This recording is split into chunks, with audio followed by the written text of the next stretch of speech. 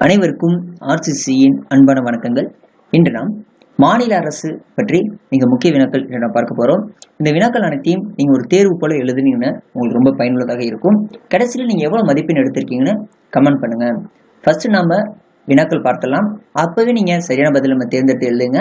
உடனே நம்ம அதற்கான பதில் நம்ம பார்த்துடலாம். வாங்க வினாக்கள் பார்க்கலாம். முதல் வினா, மாநில அரசு என்பது டேஸ். ஆப்ஷன் ஏ மாநில அரசின் துறைகள், ஆப்ஷன் பி சட்டமன்றம், ஆப்ஷன் சி ஏ மற்றும் பி, ஆப்ஷன் டி இவற்றில் எதுவும் இல்லை. பொறுமையா பார்த்துட்டு சரியான பதில் தேர்ந்தெடுத்து எழுதுங்க. இப்போ நம்ம சரியான பதில் நம்ம பார்த்துடலாம். ஆப்ஷன் டி மாநில அரசு என்பது இவற்றில் எதுவும் இல்லை. இரண்டாவது வினா, மாநில அரசு நிர்வாகத்தின் ஒட்டுமொத்த தலைவர் யார்? மாநில அரசு நிர்வாகத்தின் ஒட்டுமொத்த தலைவர் யார்? ஆப்ஷன் ஏ குடியரசுத் தலைவர், ஆப்ஷன் பி பிரதமர், ஆப்ஷன் சி ஆளுநர், ஆப்ஷன் டி முதலமைச்சர்.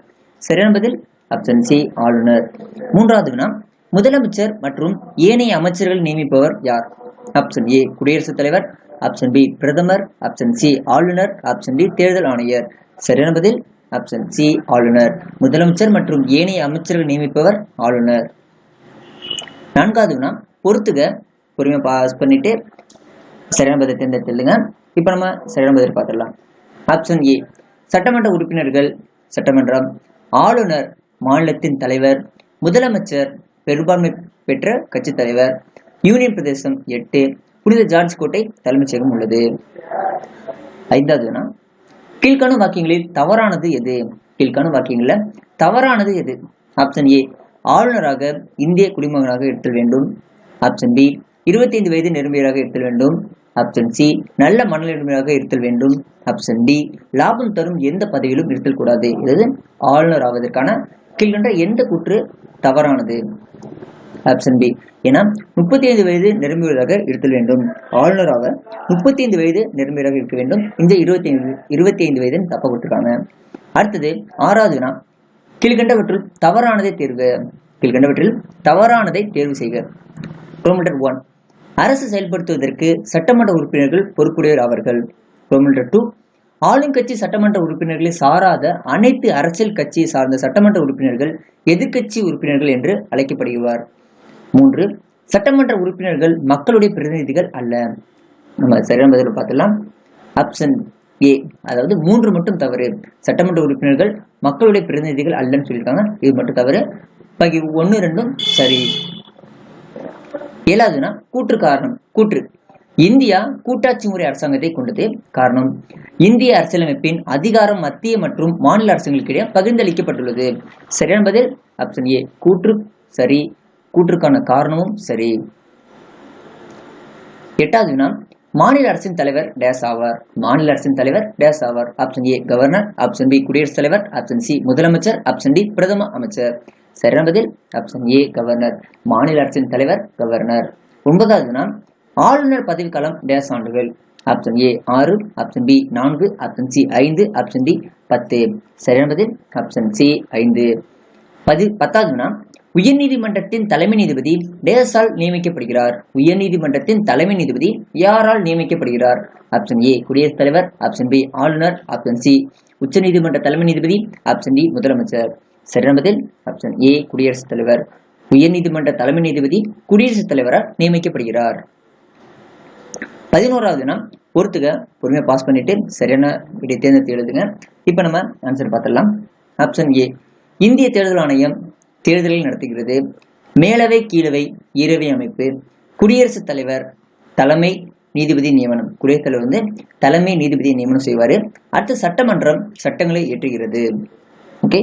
12வது வினா, கீழ்காணும் வாக்கியங்களில் தவறானது எது? ஆப்ஷன் ஏ, அரசாங்கத்தில் சட்டமன்றம், நிர்வாகத்துறை, நீதித்துறை என்னும் 3 பிரிவுகள் உள்ளன. ஆப்ஷன் பி, நிர்வாகத்துறை சட்டங்களை செயல்படுத்துகிறது. ஆப்ஷன் சி, மாநில அளவில் மிகப்பெரிய நீதித்துறை அமைப்பாக இருப்பது உச்ச நீதிமன்றம். ஆப்ஷன் டி, நீதித்துறை சுதந்திர தன்மையுடன் செயல்படுகிறது. சரியான பதில் ஆப்ஷன் சி. ஏன்னா இது மட்டும் தவறாக புரிந்துள்ளது.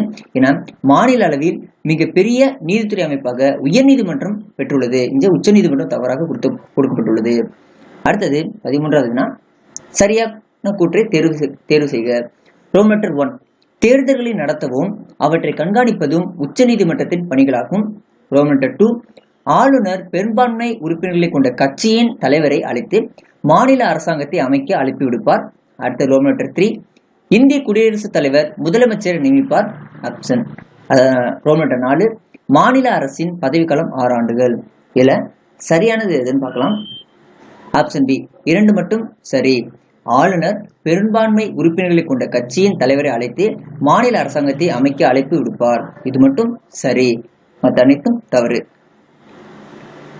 அடுத்து 14வது, ஒரு மாநிலத்தின் ஆளுநர் யாரால் நியமிக்கப்படுகிறார்?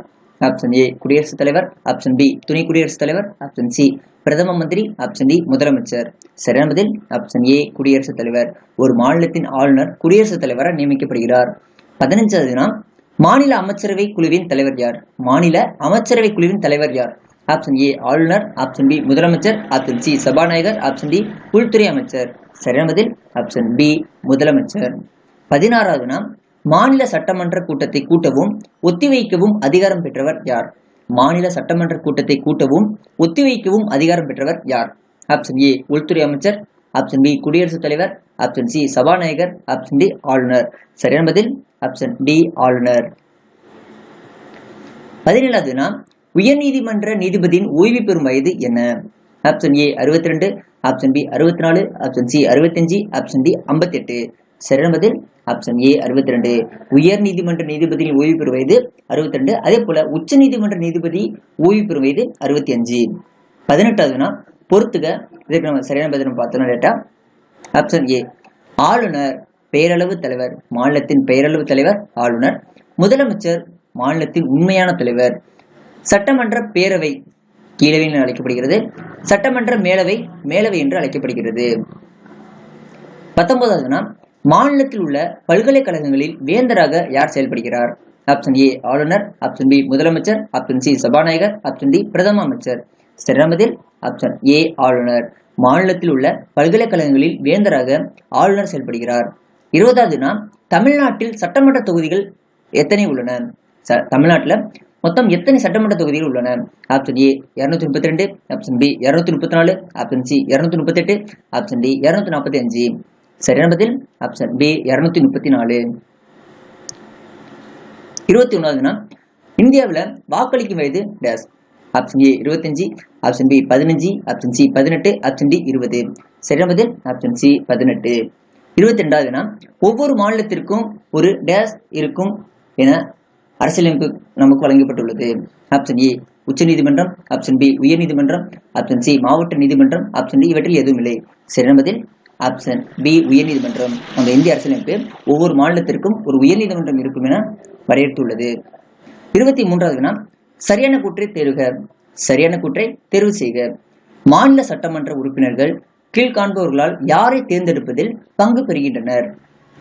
ரோமன் லெட்டர் 1 குடியரசுத் தலைவர், அடுத்த 2 துணை குடியரசுத் தலைவர், 3 ராஜ்யசபை உறுப்பினர்கள். சரியான பதில் ஆப்ஷன் பி 1 மற்றும் 3 சரி. அதாவது குடியரசுத் தலைவர், அடுத்தது ராஜ்யசபா உறுப்பினர்களை, அதாவது மாநில சட்டமன்ற உறுப்பினர்கள் கீழ்கண்டவற்றுள் யாரை தேர்ந்தெடுப்பில் பங்கு பெறுகின்றனர்? குடியரசுத் தலைவர் மற்றும் ராஜ்யசபா உறுப்பினர்கள் பங்கு பெற அந்த மாநில சட்டமன்ற உறுப்பினர்கள் பங்கு பெறுகிறார்கள். 25வது, மாநில சபாநாயகர் ஒரு டேஸ். ஆப்ஷன் ஏ மாநில தலைவர், ஆப்ஷன் பி அரசின் தலைவர், ஆப்ஷன் சி குடியரசுத் தலைவரின் முகவர், ஆப்ஷன் டி மேற்கண்ட எதுவும் இல்லை. சரியான பதில் ஆப்ஷன் டி மேற்கண்ட எதுவும் இல்லை.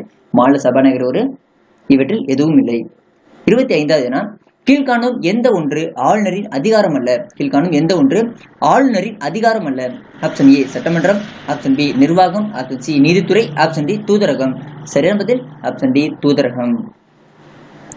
26வது, ஆங்கிலோ இந்தியன் வகுப்பிலிருந்து ஒரு பிரதிநிதியை முன்னர் சட்டமன்றத்திற்கு நியமித்தது யார்? ஆப்ஷன் ஏ குடியரசுத் தலைவர், ஆப்ஷன் பி ஆளுநர், ஆப்ஷன் சி முதலமைச்சர், ஆப்ஷன் டி சட்டமன்ற சபாநாயகர். சரியான பதில் ஆப்ஷன் பி ஆளுநர்.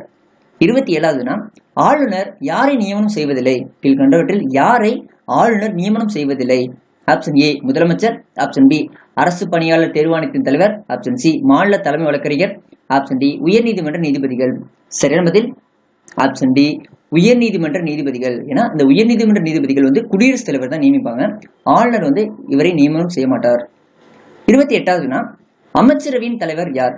அமைச்சரவையின் தலைவர் யார்? ஆப்ஷன் ஏ முதலமைச்சர், ஆப்ஷன் பி ஆளுநர், ஆப்ஷன் சி சபாநாயகர், ஆப்ஷன் டி பிரதம அமைச்சர். சரியான பதில் ஆப்ஷன் ஏ முதலமைச்சர். 29வது மேலவை உறுப்பினராவதற்கு குறைந்தபட்ச வயது என்ன? மேலவை உறுப்பினராவதற்கு குறைந்தபட்ச வயது என்ன? Option A 25, option B 21, option C 30, option D 35. சரியான பதில் ஆப்ஷன் சி 30 வயது. மேலவை உறுப்பினராவதற்கான குறைந்தபட்ச வயது 30. 30வது சட்ட மேலவை உறுப்பினர்களின் எண்ணிக்கை அம்மாநில சட்டமன்ற மொத்த உறுப்பினர் எண்ணிக்கையில் டேஷ் பங்கு மிகாமல் இருக்க வேண்டும்.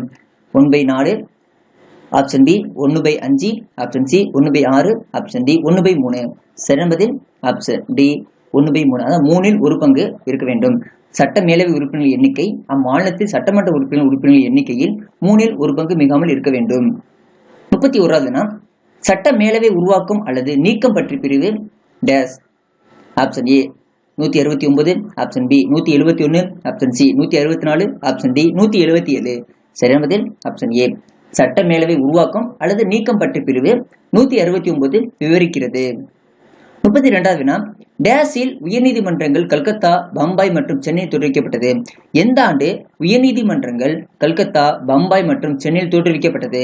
Option A 1865, option B 1864, option C 1862, option D 1869. சரியான பதில் ஆப்ஷன் சி 1862. 1862ஆம் ஆண்டு தான் உயர்நீதிமன்றங்கள் கல்கத்தா, பம்பாய் மற்றும் சென்னையில் தோற்றுவிக்கப்பட்டது. அடுத்து 33வது பொறுத்துக. சரியான பதில் நம்ம பார்த்தலாம்.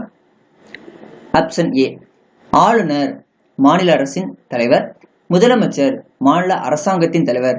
ஆளுநர் மாநில அரசின் தலைவர், முதலமைச்சர் மாநில அரசாங்கத்தின் தலைவர். அடுத்தது அமைச்சரவை சட்டமன்றத்திற்கு பொறுப்பானவர்கள். மேலவை உறுப்பினர்கள் மாநிலங்களுக்கு வாக்களிக்க முடியாது. மானியங்களுக்கு வாக்களிக்க முடியாது. அடுத்தது ஆயுதப்படையினர் தீர்ப்பாயங்கள். ஓகே. அடுத்தது லாஸ்ட் 34வது கூற்று காரணம். கூற்று ஏ தமிழ்நாட்டில் அமைச்சர்களின் எண்ணிக்கை 36 வரை இருக்கலாம். தமிழ்நாட்டின் அமைச்சர்களின் எண்ணிக்கை 36 வரை இருக்கலாம். காரணம் ஆர் தமிழக சட்டமன்ற உறுப்பினர்களின் எண்ணிக்கையின்படி 234 உறுப்பினர்கள், அதாவது 234 படி 15 விழுக்காடு தான் இந்த 36. சரியான பதில் பார்த்தலாம். ஆப்ஷன் சி கூற்று காரணம் 2 சரி. கூற்றுக்கான சரியான விளக்கமாகும். ஓகே நண்பர்களே, இன்று நாம் மாநில அரசு என்ற தலைப்பில் மிக முக்கிய வினாக்கள் பார்த்தோம். நன்றி, வணக்கம். நாளை மற்றொரு விட உங்களை சந்திக்கும்.